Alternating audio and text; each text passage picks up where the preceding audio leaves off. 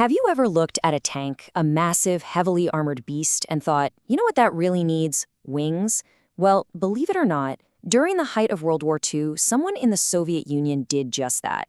What you're looking at seems like something out of a comic book, but I promise you it was very, very real. Yeah, this is not a Photoshop, it's not a movie prop. This is a real photograph of a top-secret Soviet weapon called the Antonov A-40. And its mission was to do the unthinkable, to actually fly a tank onto a battlefield ready for combat. I know, it sounds absolutely insane, right? But this bizarre invention was a desperate attempt to solve one of the deadliest problems in airborne warfare. So let's spend the next few minutes digging into this mystery of why armies were so obsessed with giving their armor wings. Okay, so the core problem was actually pretty simple. How do you get heavy firepower to your paratroopers? I mean, you can drop soldiers deep behind enemy lines, but they are incredibly vulnerable out there, armed with basically just rifles against fortified positions and, enemy tanks. This whole tactic, it has a name: vertical envelopment. It's a brilliant idea on paper, but in practice, it just falls apart without immediate, heavy support. Your paratroopers needed tanks, and getting those tanks to them was a massive, massive headache. The Soviets tried some truly wild stuff to solve this. They literally strapped tiny little T-27 tankettes under their huge TB-3 bombers. They even tried dropping them from just a few feet off the ground, with the gearbox in neutral, just hoping they'd roll to a stop. The biggest problem? The crew had to be dropped separately, which usually meant they couldn't even find their tank in all the chaos. So, after getting frustrated with all these crude methods, the Soviets turned to one of their top aircraft designers, a guy named Oleg Antonov.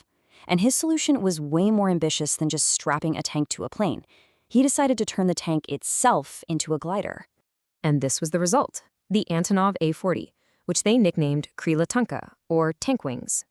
Basically, it was a detachable cradle with these enormous wood and fabric biplane wings and a twin tail, all bolted directly onto a regular T-60 light tank. The idea was that a bomber would tow it into the air, it would glide silently down to the battlefield, ditch the wings, and just start fighting. But here's the massive catch. A T-60 tank is light for a tank, but it's not that light. To get this thing even remotely airborne, Antonov had to strip it completely bare. We're talking the main cannon, gone. All the ammunition, gone. Even some of its armor had to be removed, and it could only carry a tiny bit of fuel.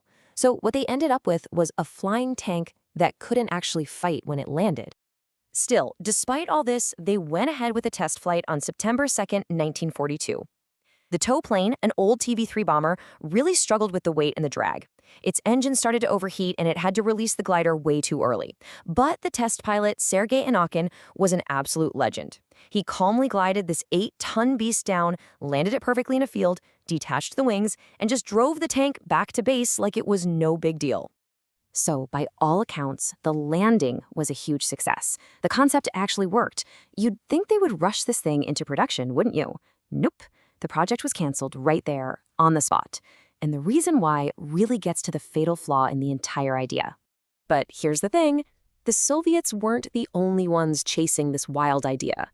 It turns out, the challenge of airborne armor was a kind of global obsession, and it led to some remarkably similar and equally doomed projects in other parts of the world. Over in Japan, for example, the army was working on something called the Kuro special tank. It was the exact same concept: attach a glider frame to a lightened tank. But just like the A-40, it ran into impossible technical problems and was canceled before it ever even got off the ground. Now, in complete contrast to these grand, ambitious projects, the Americans went in a totally different direction: small and practical. While the Soviets and Japanese were dreaming big, the US actually built 4,734 of these little guys, the Cushman Airborne Scooter. It wasn't a tank, sure, but you could drop it by parachute, and it gave paratroopers much-needed mobility. It was a simple solution that actually worked. So why did all these super ambitious flying tank projects from Moscow all the way to Tokyo fail so spectacularly? Well, it wasn't just one single thing, but a whole cascade of problems that really doomed them from the very start. The path to failure really boils down to 4 key issues. First, you have the physics problem. A tank is basically a flying brick. It creates an insane amount of drag. Second, the power problem. The Soviets just didn't have a plane powerful enough to reliably tow it. Third, the paradox problem. A tank that can't fight is completely useless.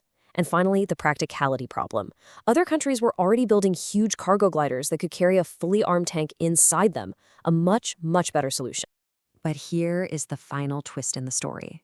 While the specific idea of a tank with its own wings was a total failure, the dream of dropping armor from the sky never died. In fact, the lessons learned from the A-40's spectacular failure directly paved the way for the future. You see, the Soviets realized the problem wasn't the goal itself, but their method. Instead of trying to make a tank fly, they needed to figure out how to make a purpose-built armored vehicle that could be safely dropped. The focus shifted from wings to parachutes. And this is what that idea evolved into, the BMD series of airborne fighting vehicles. These things are lightweight, they're powerful, and they are designed from the ground up to be dropped out of massive transport planes. They use this crazy system of huge parachutes and even retro rockets to soften the landing, and they can be dropped ready to fight, sometimes with the crew already inside. It finally achieved the goal the A-40 was designed for. So, the story of the flying tank is way more than just a weird military footnote. It's a perfect example of how a spectacular failure can actually lay the groundwork for future success. And it really makes you wonder, doesn't it? What seemingly impossible ideas are we working on today that might just be the stepping stones for the standard technology of tomorrow?